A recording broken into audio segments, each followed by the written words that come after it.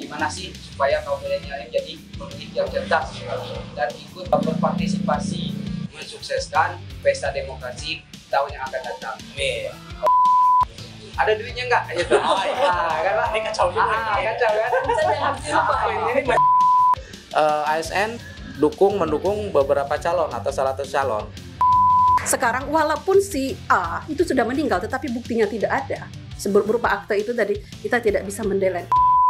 Kita butuh elemen-elemen lain untuk bisa mengawasi jalannya pemilu ini.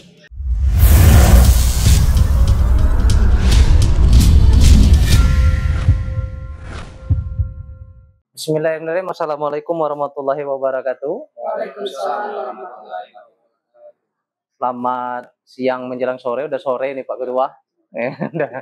udah sore. Hadir bersama kita Bengkulu Cerdas. Ini perkenalkan Pak Ketua, kita dari Bengkulu Cerdas. Nah, hari ini alhamdulillah kita diberikan ruang dan waktu dan kesempatan ngobrol bersama PPK Kecamatan Kampung Melayu. Panwascam ya. Panwascam Kampung Melayu ya. Panwascam Kampung Melayu. Kita awali dulu dari Pak Ketua dulu, Pak Ketua. Silakan Pak Ketua. Terima kasih. Assalamualaikum warahmatullahi wabarakatuh. Waalaikumsalam. Terima kasih kepada rekan-rekan Cerdas yang tadi memfasilitasi kegiatan kita di Panwascam Kampung Melayu. Ya. Dan begitu Boleh ini Pak Ketua. Begitu juga kepada rekan-rekan atau adik-adik KKN dari Unihas angkatan 34 ya, yang kebetulan berada di Kelurahan Kandang. Jadi sebelum kita melakukan dialog atau diskusi, izinkan kami memperkenalkan diri. Saya Risman Sanusi, kebetulan diamanahkan bersama rekan-rekan sebagai Ketua Panwascam Kampung Melayu yang menangani divisi Sumber Daya Manusia, Organisasi dan Data Informasi atau SDMO namanya di kestrukturan atau nomenklatur yang ada di Bawaslu. Kemudian ini di sebelah saya Bu Misma Megawati itu menangani divisi Hukum, Pencegahan, Partisipasi Masyarakat dan Humas, Hubungan Masyarakat. Kemudian yang di sebelah adalah Ibu Leka Yunitasari SE. Beliau menangani divisi penanganan, penindakan dan sengketa pemilu. Ya. Nah, kemudian dari tiga divisi ini kami memiliki tanggung jawab sendiri-sendiri nanti, ya, tergantung tugas-tugas yang telah diberikan sesuai dengan regulasi yang telah ada. Kemudian di sebelah merupakan ketua kelompok KKN dari Unihas, adinda kami Ari Sugital Muslimin, ya, hadir juga bersama rekan-rekan. Alhamdulillah sudah hadir juga di sini, gitu. Terima kasih rasanya untuk perkenalan pertama. Oke, mungkin bisa dilanjutkan dengan Ibu Mega. Ibu Mega ini sebagai divisi partisipasi hubungan masyarakat ini. Oke, terima kasih Adinda Hamzani. Jadi memang acara ini memang menjadi tanggung jawab divisi HPPH. Itu untuk melakukan pencegahan, salah satunya dengan kita mensosialisasikan. Nah, jadi di sini kebetulan di Kelurahan Kandang ini ada adik-adik mahasiswa Unihas yang lagi KKN. Jadi melihat seperti itu kita ini angkat temanya begini nih. Kita ingin memantik kawan-kawan mahasiswa ini untuk ikut aktif mengawasi setiap tahapan pemilu kali ini kita. Nah, sekarang kita sudah masuk tahapan DPT. DPT itu sudah ketok palu di tingkat kota. Jadi nanti akan diinikan ke tingkat provinsi. Nah, jadi diharapkan kepada adik-adik mahasiswa, kami Panwascam itu setelah acara ini kami ingin melihat perubahan sikap gitu dari adik-adik mahasiswa gitu kan. Karena mahasiswa ini saya pikir suara mereka masih sangat murni begitu. Mereka tidak membawa kepentingan apapun gitu kan. Jadi saya berharap adik-adik mahasiswa setelah pulang ke rumah setelah selesai KKN, itu misalnya pulang ke mana gitu kan, ke kelurahan lain, kecamatan lain, itu sudah ada perubahan sikap menyikapi proses demokrasi yang sedang berjalan saat ini. Kita bagaimana adik-adik mahasiswa ini nanti, oh ini ternyata setelah acara ini, oh ini kami tahu ini pelanggaran gitu. Ini tidak dibenarkan. Ini melanggar aturan perundang-undangan. Nah, bagaimana itu kawan-kawan mahasiswa menyikapi hal-hal yang seperti itu? Jadi berperan aktif untuk ikut mengawasi karena kami sangat mempercayai suara mahasiswa itu. Suara mahasiswa itu tidak ada kepentingan apapun itu. Dan itu ini memang kerjanya divisi HPPH, tetapi tiga divisi ini saya selaku divisi HPPH itu tidak akan bisa berjalan secara baik tanpa dukungan dari kedua rekan-rekan saya ini. Dan juga kepada kawan-kawan PKD, terima kasih juga, kawan-kawan staf juga terima kasih. Kemarin sudah kita tetapkan DPT dan itu merupakan kerja keras dari seluruh kawan-kawan PKD.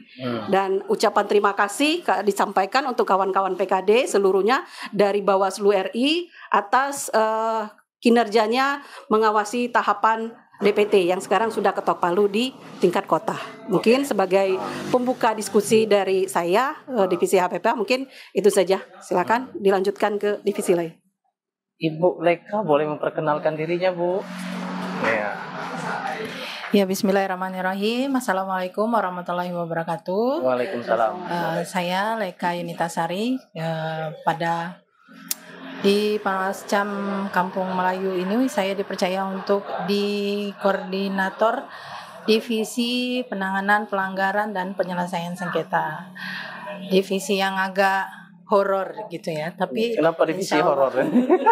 Karena ada yang agak berat ini. Iya, sebenarnya agak berat. Kebetulan saya juga newcomer di dunia kepemiluan ini, tapi insya Allah kita bersama rekan-rekan seperti kata Ibu Mega tadi, kalau kita adalah satu tim, insya Allah satu sama lain kita saling mendukung. Nah, begitu juga dengan kegiatan hari ini.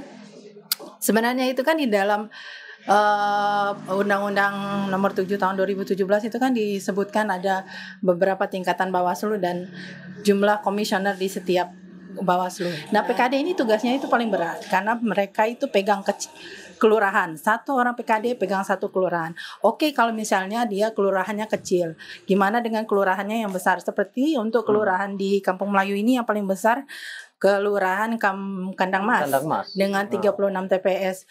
Jika kita logikakan, tentunya tidak bisa satu orang PKD mengawasi, mengcover semuanya itu.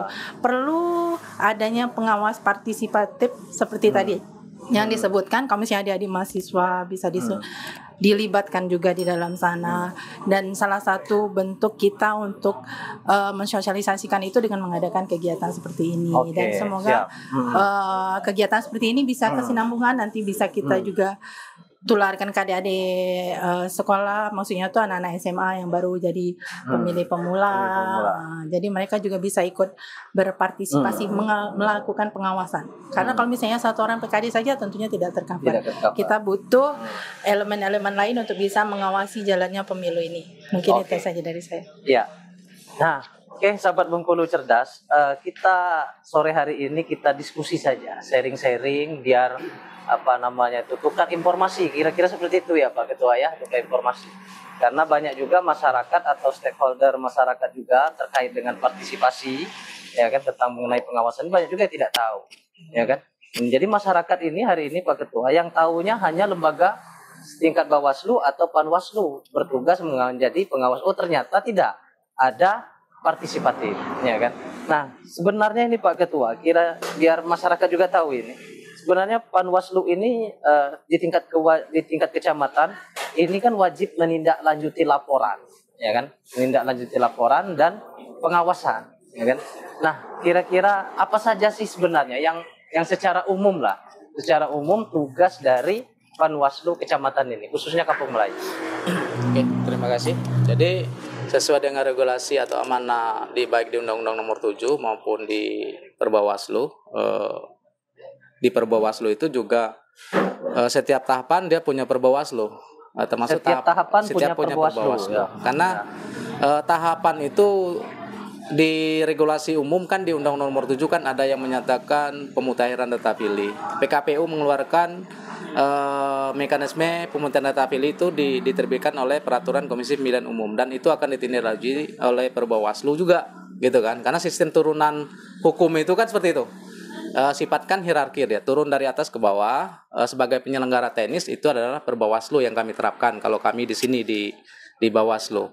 Kalau di penyelenggara teman-teman PPK dia hanya berpegang pada PKPU, surat edaran KPU, dan tidak berkewajiban mereka mengetahui Perbawaslu, kan seperti itu kira-kira. Tapi karena kami ini merupakan pengawasan, ada produk hukum tambahan ya yang terbit dari Bawaslu sendiri untuk menindaklanjuti kalau ada potensi ataupun pelanggaran yang dilakukan dari setiap tahapan.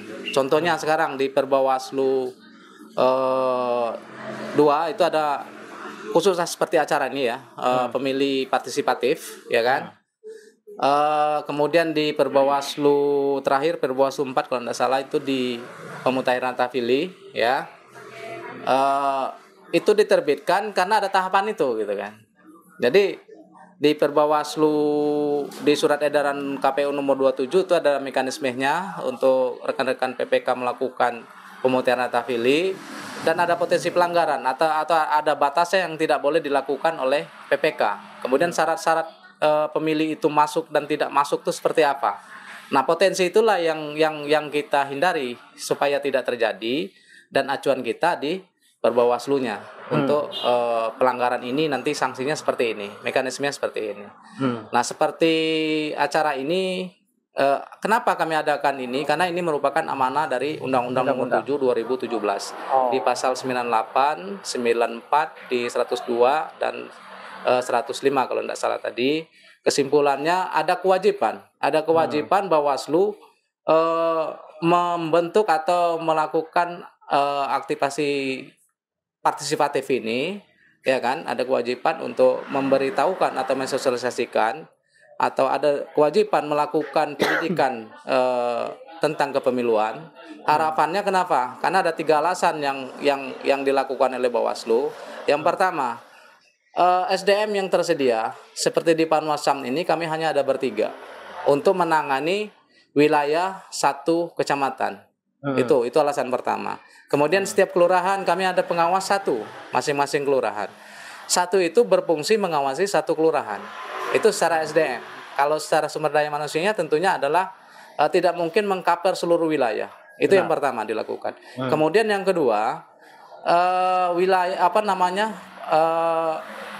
pemetaan wilayah itu kan ya tadi ada sangkut pautnya dengan kesiapan SDM itu sendiri, luas wilayahnya gitu kan. Kemudian yang ketiga, banyaknya metode pelanggaran itu, potensi pelanggaran itu banyak mekanismenya, dan bisa terjadi dimanapun kan gitu. Nah, dengan alasan itulah Bawaslu merujuk ke Undang-Undang Nomor 7 diwajibkan melakukan sosialisasi atau pendidikan tentang pemilu. Diharapkan ada pengawasan partisipatif. Ya, wujudnya banyak itu sebenarnya. Salah satunya seperti kita lakukan ini, sosialisasi. Kemudian ada pojok hukum, kemudian ada juga metode yang lain gitu ya, termasuk juga masyarakat pengawasan ya. Jadi di situ banyak metode yang bisa. Ya, salah satunya yang jelas yang tren kemarin adalah SKPP, Sekolah Kader Pengawasan Partisipatif. Memang mereka dididik gitu ya. Kalangannya macam-macam. Banyak dari mahasiswa sendiri ya, mahasiswa aktif ada, gitu kan.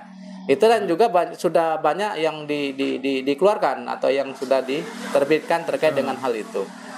Jadi tujuan kita seperti itu tadi, karena ada kompleksnya potensi pelanggaran. Karena potensi pelanggaran ini secara normatif ada 3 gitu kan.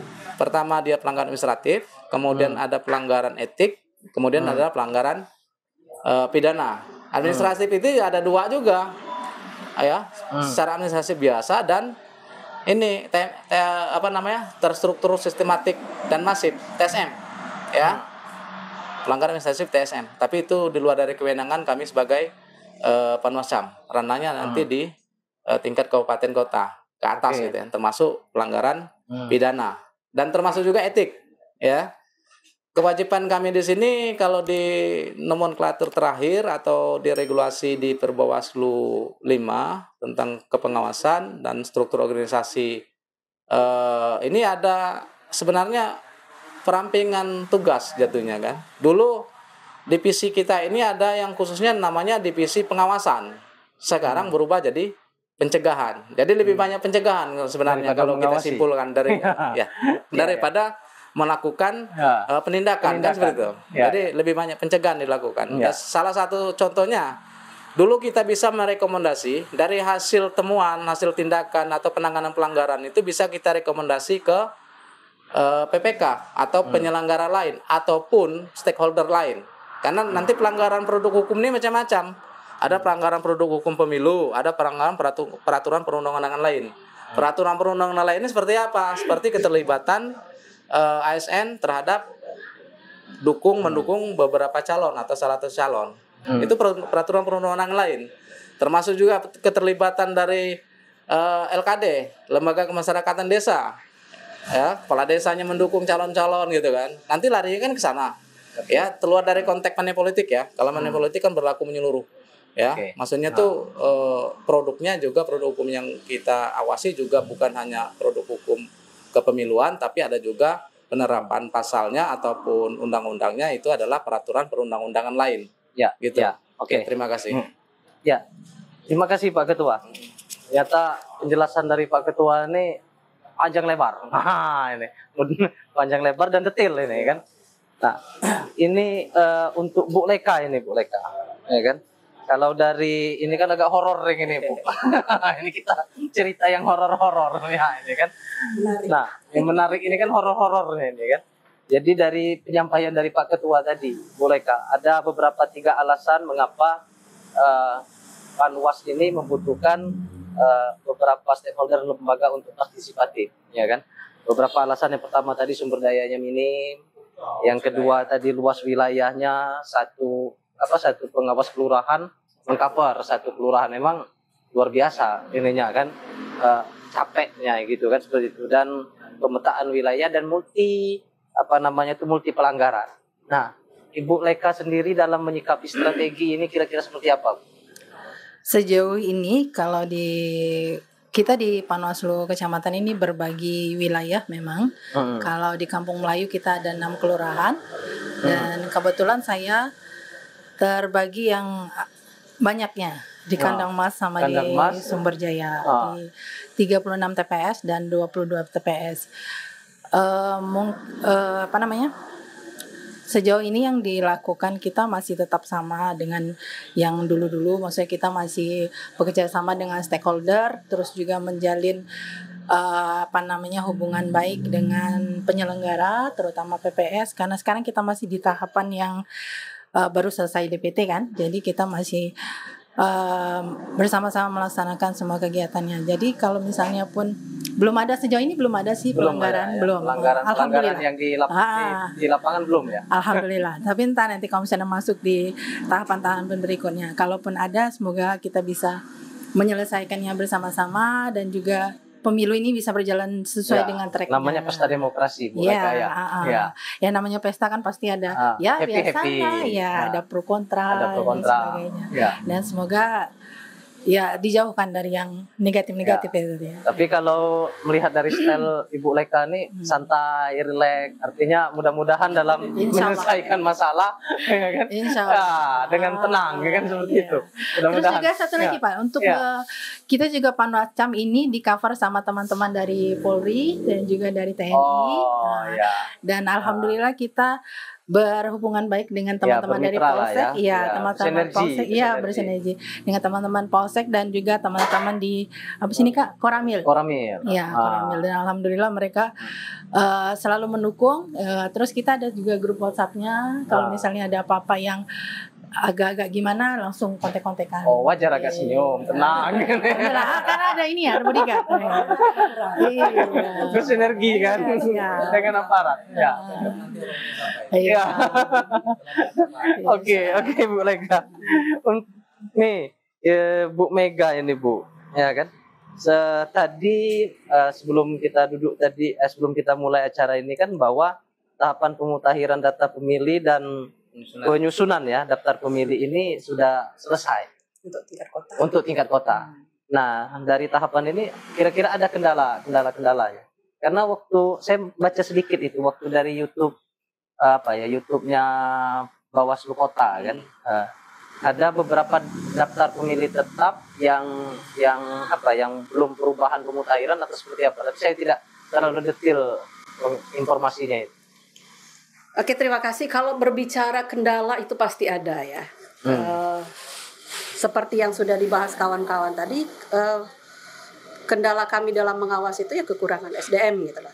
Tapi kemudian yang namanya kita sudah diamanahkan untuk melakukan tugas pengawasan di Panwascam, itu ada banyak hal yang akhirnya bisa memudahkan kita dalam melakukan pengawasan. Itu seperti yang namanya masalah di lapangan itu pasti ada, pasti ketemu. Contohnya kemarin pada saat pemutakhiran data pemilih itu masih ada yang anggota polisi masih masuk gitu, masuk DPT. Padahal jelas itu tidak boleh. Ya. Dan itu kita melakukan penelusuran ke rumah yang bersangkutan, itu ternyata memang beliau menyatakan anaknya masih masuk, dan itu kita tindak lanjuti bekerja sama dengan kawan-kawan di PPK dengan juga melibatkan pengawas desa kelurahan dan juga kawan-kawan PPS, dan itu setelah dilakukan pendekatan secara persuasif itu bisa kita selesaikan dengan baik-baik, dan ternyata memang yang bersangkutan itu sudah resmi menjadi anggota polisi dan kita keluarkan dari DPT. Kemudian masalah data pemilu ini itu terus akan mengalami pergeseran. Karena tidak mungkin data itu hal yang sangat mustahil untuk stabil itu. Karena nanti kan akan ada yang meninggal. Itu yang namanya meninggal tidak bisa kita cegah. Mungkin ada pemilih baru nanti yang sudah berumur 17 tahun.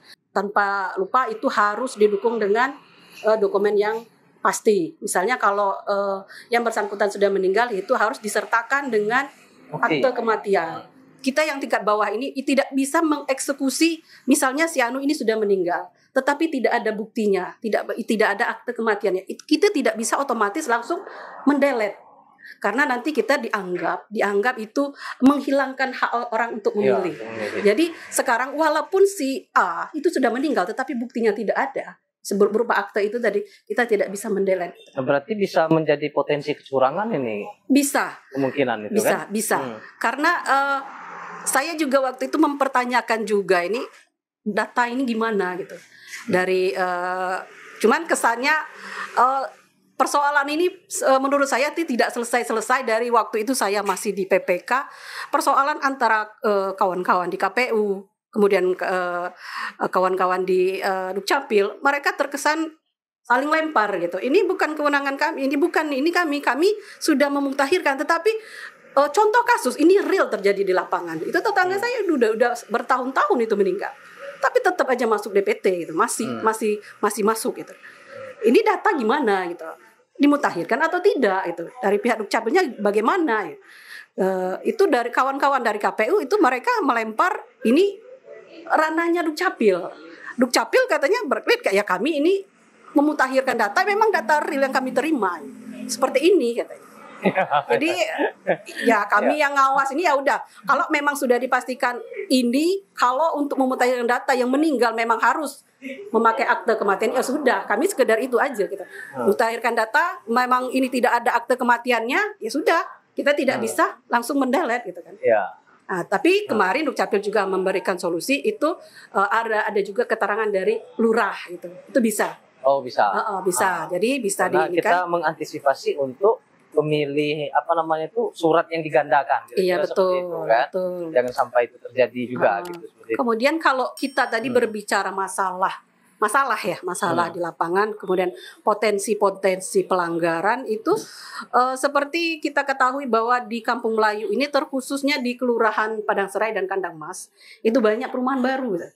Nah, jadi itu tahun 2019 kalau tidak salah itu untuk terkhusus Kampung Melayu di Kelurahan Padang Serai itu hampir 1 RT itu tidak terdaftar di DPT karena mereka perumahan baru.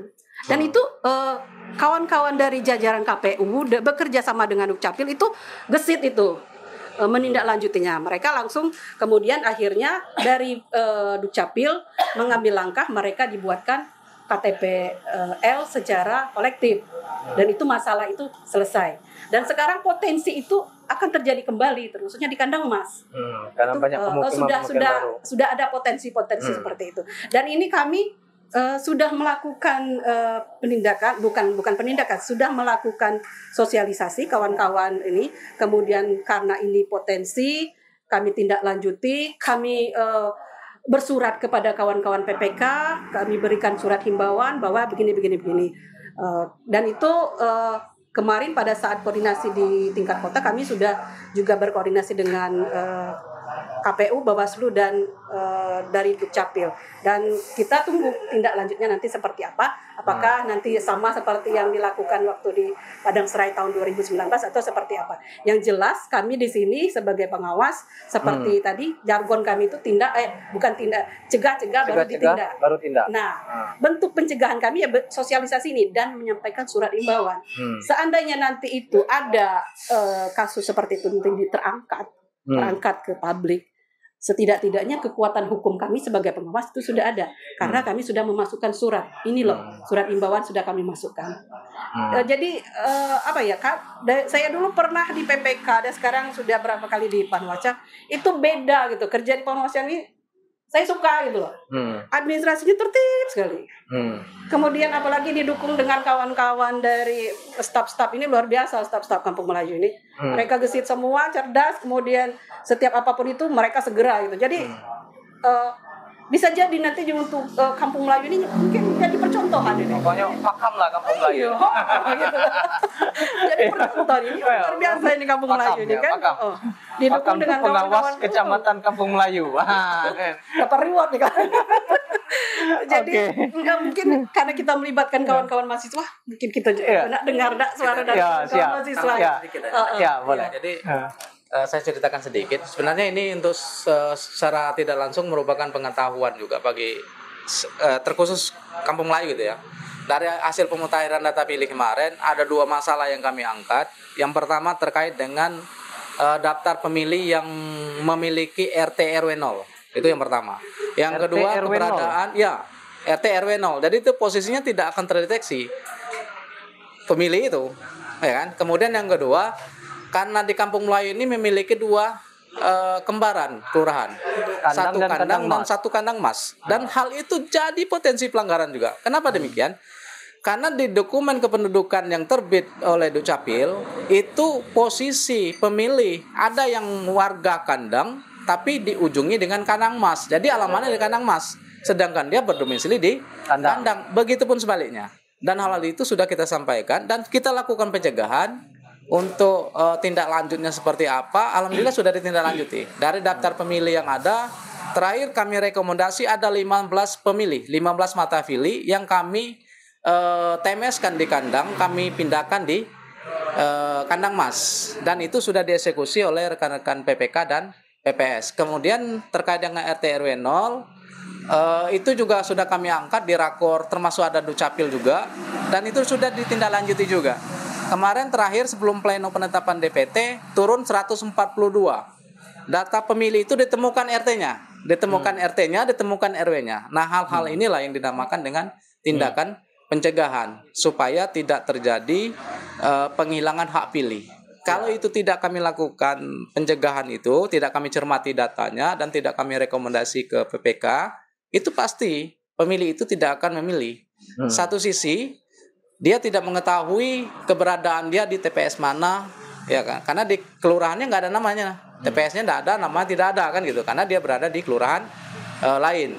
Kemudian yang kedua, kalaupun dia menggunakan KTP atau daftar pemilih khusus DPK namanya itu, di hari H itu dimulai dari jam 12 sampai jam 1 dan tidak akan diakomodir. Karena kenapa? Kelurahannya salah, dokumen KTP-nya salah gitu kan. Harusnya dia kandang mas, di situ dibuat kandang, dan itu merupakan potensi besar sebagai pelanggaran pemilu, ya. Itu termasuk pidana kalau di Undang-Undang Nomor 7. Dan alhamdulillah kami sudah berusaha bersama rekan-rekan PPK dan PPS termasuk PKD melakukan tindakan pencegahan itu, dan itu alhamdulillah sudah tindak lanjuti. Tinggal lagi yang tidak bisa kami deteksi, maksudnya di luar dari sepengetahuan kami itu. Ya, Sembari itu saya- bertahap sambil menunggu sambil tahapan tahapannya. Karena di regulasi terakhir untuk DPT ini udah final. Kalau tidak ada regulasi surat edaran lagi. Karena di PKPU itu menyatakan DPT itu sudah final, tidak ada perbaikan. Perbaikan lagi. Ya. Kalaupun ada perbaikan, mungkin ada regulasi yang terbuatkan oleh KPU sendiri nanti. Ya. Itu.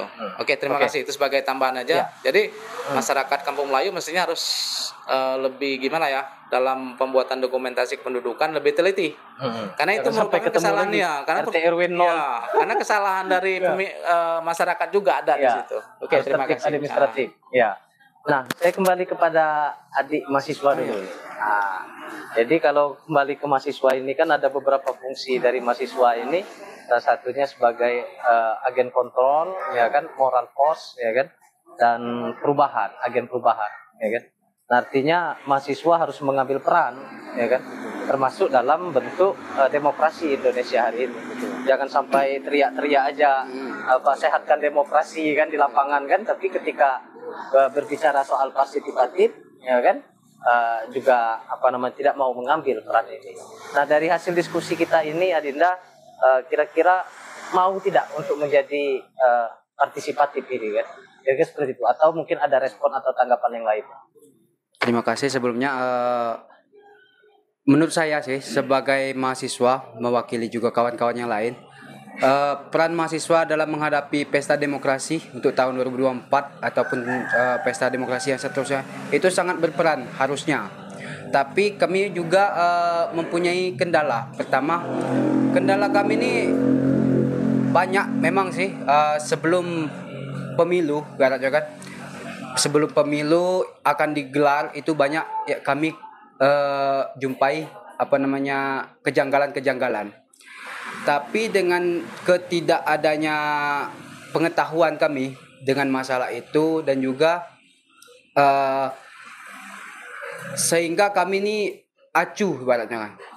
Tidak peduli ibaratnya Pak. Karena kami nggak tahu Nggak tahu atau nggak mau cari tahu ya? Ini nggak tahu Pak begini ya. misalnya Kenapa kan. nggak mau cari tahu? Kita bahas masalah kejanggalan di yang banyak juga mungkin sampai sekarang juga money politik. Itu kejanggalan money politik itu mungkin sudah jadi budaya di negara kita ya Pak. Mungkin beberapa dari kami atau sebagian dari kami itu ada yang ketemu begitu kejanggalan dari itu. Tapi dengan rasa takut nanti kalau kami laporkan nanti ada timbal baliknya kepada kami. Ada intimidasi. Ada intimidasi segala macam. Jadi itu membuat kami itu lebih ke diam, Cetna. Lebih ke diam karena itulah yang aku bilang tadi itu karena belum adanya pengetahuan kami tentang itu. Tapi dengan adanya acara ini nanti mungkin disampaikan kepada kami, kepada mahasiswa. Kalau misalkan kami ketemu kejanggalan seperti hal yang dibicarakan tadi, bagaimana sih peran kami? Mungkin melaporkan ke siapa gitu ya. Terus perlindungan hukumnya seperti apa? Gitu. Itu pertama. Terus mengingat juga apa yang dijelaskan oleh Pak Ketua Panwascam Kampung Melayu tadi, sumber dayanya agak minim ya Pak. Masalah Panwascam panitia pengawasan. Jadi itu lebih mengajak sih banyak kan kewajiban kami juga sebagai mahasiswa untuk ikut berperan dalam pemilihan umum ini. Karena mengapa? Karena kalau bukan kami dari pihak milenial, siapa lagi yang ikut membantu pihak-pihak Panwascam, khususnya di Kampung Melayu dan di kecamatan yang lainnya. Kalau bukan dari kami yang dari milenial atau milenial ini yang ikut membantu, siapa lagi? Kalau ibaratnya kami terus acuh tak acuh dengan hal ini, agak repot juga saya pikir. Karena mengapa? Repotnya begini Pak. Kami pihak kaum milenial ini khususnya mahasiswa itu kan sudah dikasih dasar pola pikir tentang bagaimana sih menjadi masyarakat yang betul, masyarakat yang baik. Jadi peran kami untuk pemilu ini harusnya bagaimana lebih diarahkan supaya kami ikut berperan, dan juga peran kami ini juga menjamin daerah kita, menjamin daerah kita dan negara kita 5 tahun yang akan datang, gitu kan Pak. Sehingga ada terjadi pemilih cerdas. Ada terjadi pemilih cerdas. Ya. Terus banyak juga dari kaum milenial ini yang masih kurangnya pemilihannya itu bukan dari hati, Pak. Itu betul, bukan dari hati. Milihnya itu ada duitnya enggak gitu. Kan Pak? Ini kacau juga. Kacau kan? Ini mindset yang harus dirubah. Mindset yang seperti itu yang harus dirubah. Kalau bukan dari mungkin dari diri sendiri dulu ya Pak ya. Merubah itu tuh kalau bukan dari diri sendiri, kapan lagi Pak ya? Jadilah pemilih yang cerdas Pak ya. Oke. Jadi nanti tuh kami minta saran juga kepada pengawas, gimana sih supaya kaum milenial ini menjadi pemilih yang cerdas dan ikut berpartisipasi, mungkin tidak menyeluruh kami berpartisipasi, tapi ikut berpartisipasi dalam mensukseskan pesta demokrasi yang di tahun yang akan datang. Amin. Oke, ya. Terima kasih saja dari saya. Ya. Jadi sahabat Bengkulu cerdas, tapi di belakang kita ini ada beberapa anak-anak KKN. Berapa orang ini? Ya, adik ketuanya. Ayo ketua. Berapa orang? Kami khususnya di Kelurahan Kandang itu 15 orang Pak. 15 orang. Nambah munisi. 15 orang itu. 15 orang.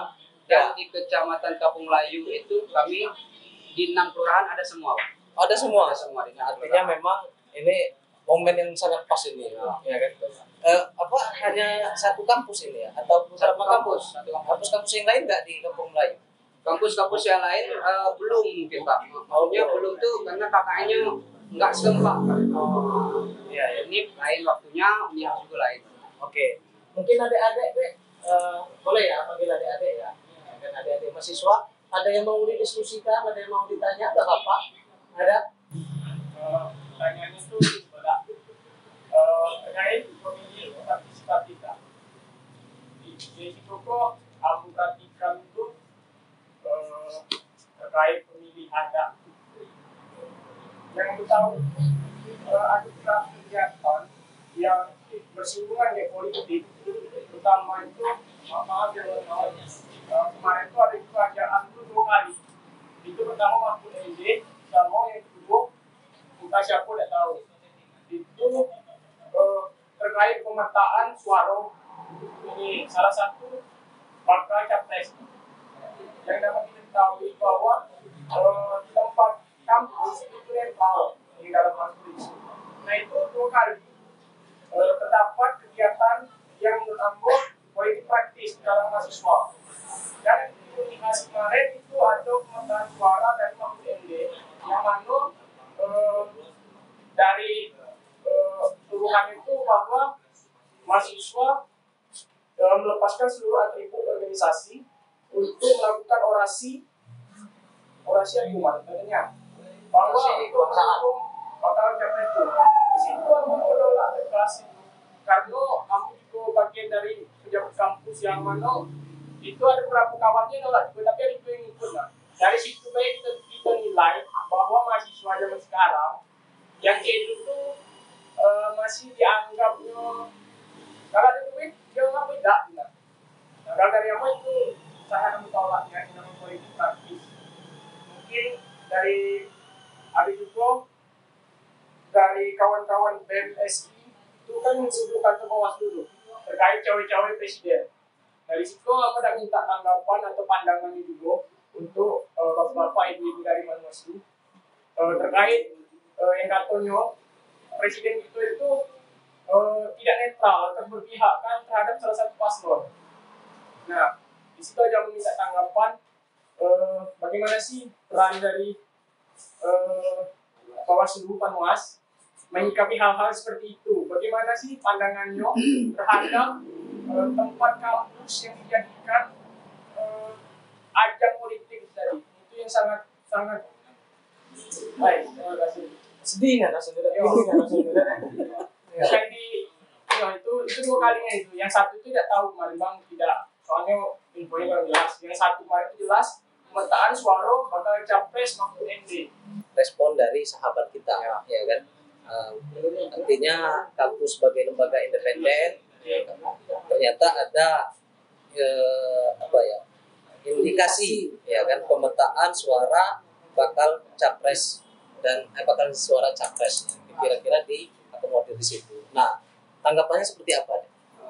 Kalau untuk tanggapan itu sangat prihatin ya, mengingat lembaga suatu universitas itu kan netral ibaratnya, tidak menjunjung tinggi yang namanya hal-hal yang seperti itu.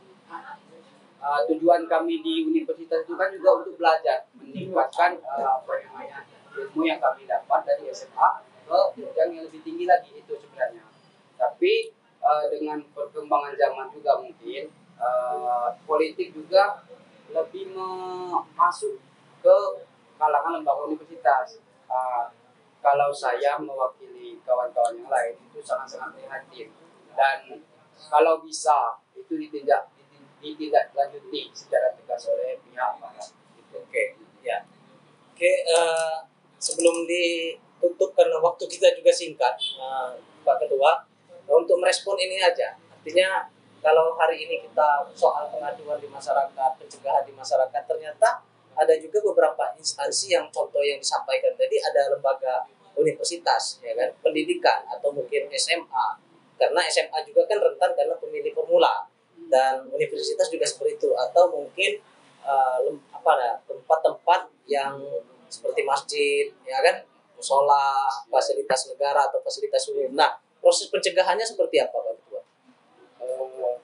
Kalau untuk langkah dari Bawaslu melakukan pencegahan itu salah satunya salah satunya wujudnya seperti ini, karena dengan adanya pendidikan pemilu baik di generasi pemuda maupun di lembaga pemerintahan, tentunya kalau mereka sudah mengetahui, hendaknya mereka berani menolak, kan seperti itu ya, karena secara secara kejadian persis, kemungkinan kan di situ ada pembuktian dulu baru bisa ditetapkan bahwa itu adalah merupakan potensi, kan seperti itu. Jadi pencegahan yang dapat kami lakukan ya salah satunya itu pendidikan politik ini. Berharap ada masyarakat yang berkeinginan ikut serta berperan aktif sebagai pengawasan pemilu, ya, dapat melaporkan kejadian yang terjadi, yang realnya terjadi seperti apa, dan itu nanti akan ditindaklanjuti tergantung proses yang disajikan ataupun apa bentuk yang dilaporkan, potensi pelanggarannya seperti apa.